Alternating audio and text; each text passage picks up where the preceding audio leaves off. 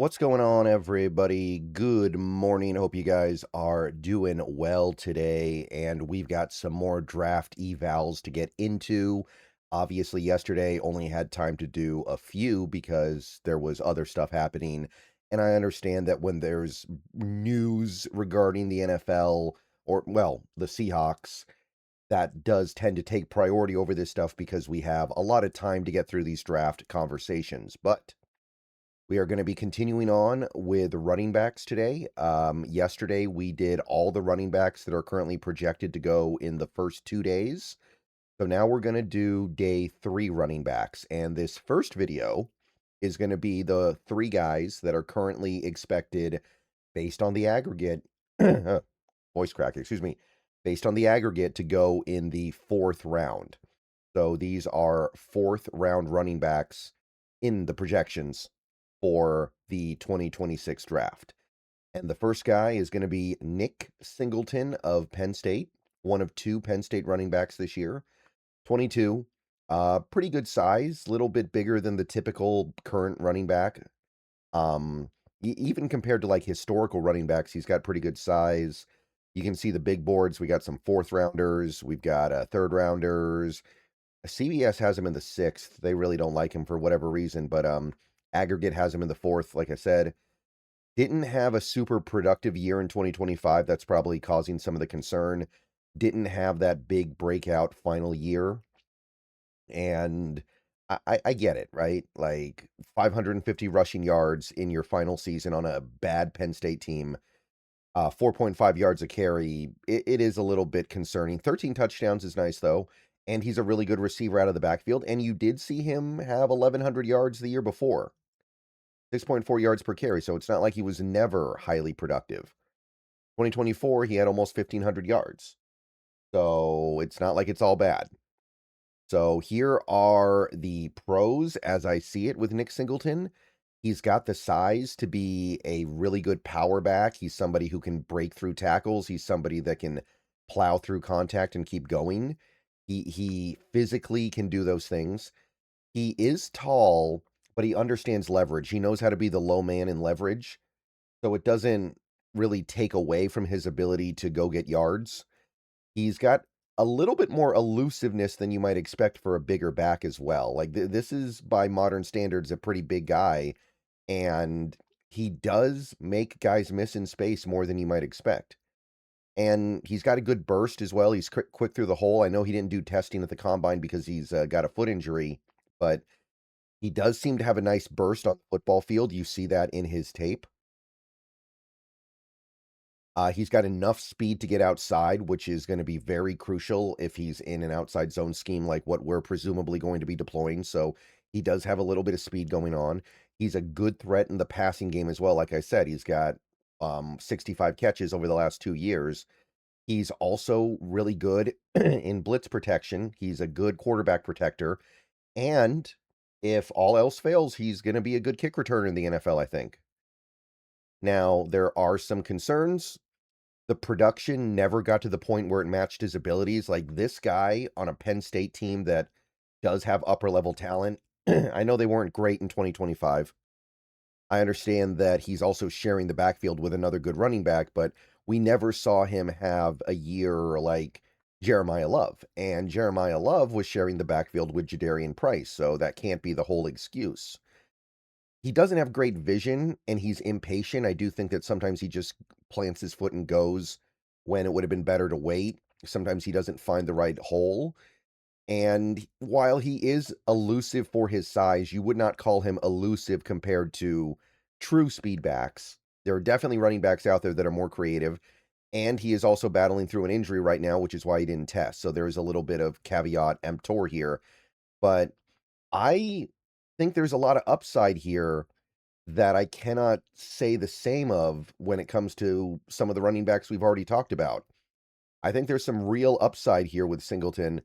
I think he's got more upside than Emmett Johnson. I think he's got more upside than maybe both of the guys, maybe all 3 of the guys that we talked about in the video yesterday.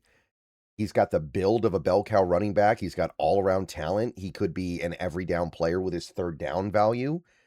It's just a matter of risk tolerance because lack of production, and now he's battling through an injury, although he should be fine by the time the season starts without issue. Question is, does he get hurt again? So in this draft, I'm putting an early third on him. I like him more than most of the experts. I think there's something here. I think that this guy is one of the better backs in this class. I think he's better than, I guess the aggregate has him at running back 5 right now. I think he's a little bit better than that. Next guy is going to be the Arkansas guy, who's a really, really hot name right now because he had a very, very good combine, Mike Washington Jr. So yeah, Razorback, and I don't know if it's just the fact that he's wearing the same jersey and it's just a lazy comp, but I cannot help but think of Darren McFadden a little bit when I see Mike Washington. The combination of size and speed is worthy of your respect and consideration. So, Mike Washington, very, very fun talent. He's big. He's one of the bigger running backs in the league. As soon as he enters the league, he'll be one of the bigger running backs in football. Super long arms. Ran a 4.33 40, one of the fastest 40s in combine history. Real quick, 1.51 10-yard split. Big vert, 39-inch, 10-foot 8-inch broad. So he's got tremendous explosive explosion in his lower body. And the big boards, you've got some third rounders. You've got some. The Draft Network has him in the second, by the way. Pro Football Focus has him in the 5th. CBS has him in the 5th or 6th. So it's a little all over the place. The aggregate has him in the 4th. And had a 1,000-yard season last year for Arkansas, 6.5 yards per carry, 28 catches as well. So pretty darn productive. Nothing wrong with that. Not uber productive, but solid, effective play. Year before that, wasn't used quite as much, had about 800 yards total. It's fine, but didn't necessarily stand out super positively in 2024. So I think the pros are pretty obvious here. He's got the size, speed, and athletic ability that you typically see in a much more coveted running back. This guy's a physical specimen. Normally, when you see this combination of traits, you're talking about a first-round pick. And he's got great vision as well. I think he's really good at seeing the hole. I think he's really good at understanding where he has to go. He cuts and improvises well as well, I think. I think he's good in open space. I think he has a good understanding of how to set up a play and then just cut back and hit the hole at the right time. He does have underrated power as well. When he wants to, he can get low and just plow his way through contact to get extra yards. And he's just a dangerous player when you get him in the open field.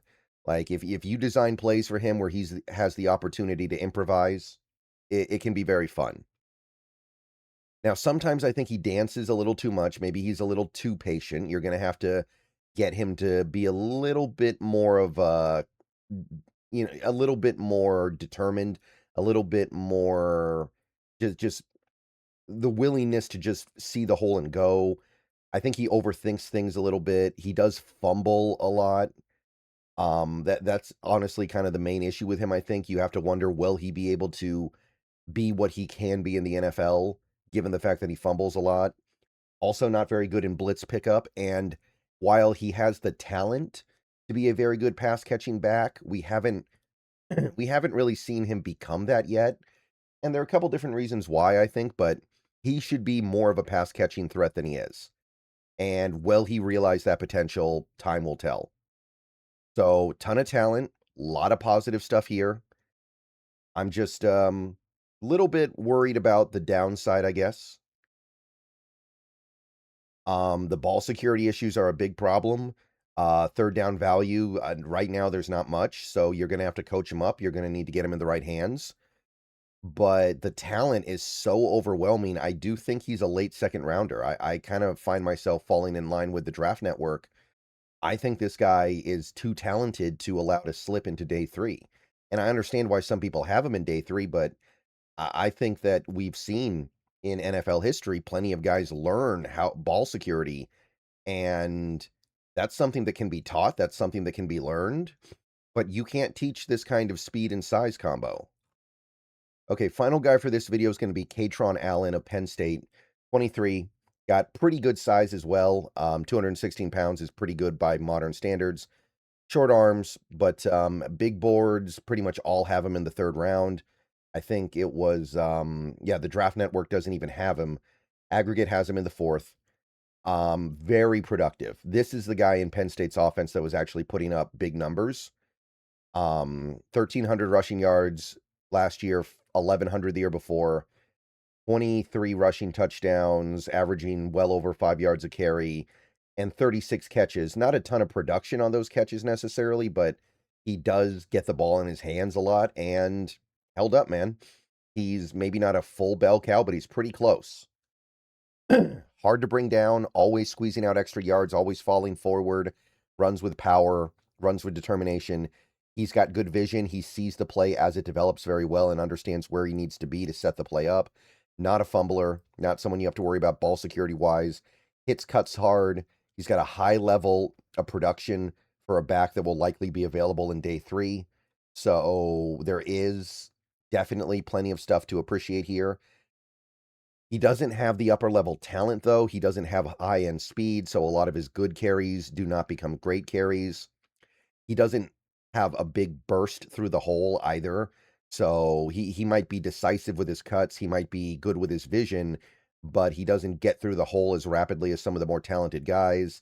Not creative in the open field either. A pretty straightforward running back. Also, not really much of a third down back. I mean, he can catch occasionally, but it's mostly just check down stuff. It's not really like running routes and being a threat. So, kind of a generic power back to me. He doesn't really do too much else other than provide power and vision and reliability. There's certainly a place in the world for a guy like Kaytron Allen, but you're going to have to pair him with the right running backs. I think this guy needs to be a secondary back at best. And maybe he's a good Charbonnet replacement. I could see that, but I don't see him as a lead back. So 4th round feels fine in this draft, maybe late 3rd. All right, more stuff coming soon. See you guys later. Go Hawks.